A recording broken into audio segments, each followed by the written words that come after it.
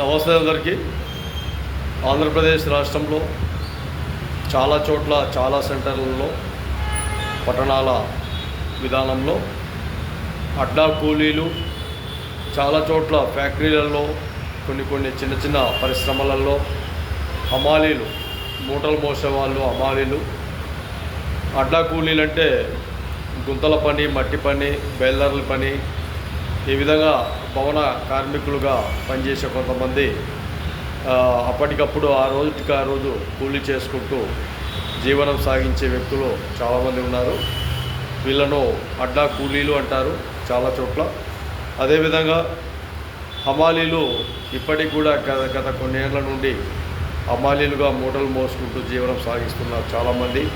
హమాలీలకు, ఈ అడ్డా కూలీలకు రాష్ట్ర ప్రభుత్వం కూడా ఎక్కడైతే ఇలా రాష్ట్ర ప్రభుత్వము ఒక భవనాలు తమ సొంత నిర్మాణాలు చేపట్టేటప్పుడు ఖచ్చితంగా ఈ అడ్డా కూలీలను కానీ, లేదంటే హమాలీలు ఏదైనా వర్క్ చేయాలా ఒక ఫ్యాక్టరీలలో అంటే వాళ్ళను కూడా అక్కడ కాంట్రాక్ట్ బేసిక్లో కావచ్చు, లేదంటే ఇంకొక విధంగా కూడా ఆ కార్మికులను నిర్మించుకునే విధంగా రాష్ట్ర ప్రభుత్వం చొరవ తీసుకోవాలని కూడా మహాజన రాష్ట్ర సమితి తెలియజేస్తున్నాం.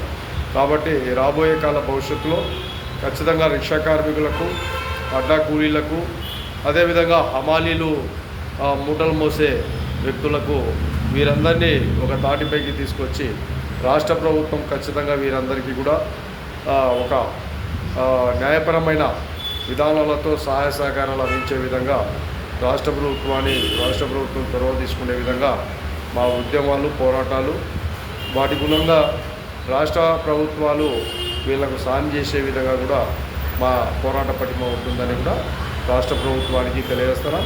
కాబట్టి ప్రజలు కూడా ఈ విషయాలలో హమాలీలు కావచ్చు, రిక్షా కార్మికులు కావచ్చు, అదేవిధంగా అడ్డా కూలీలు కావచ్చు చాలా వరకు ఉన్నారు.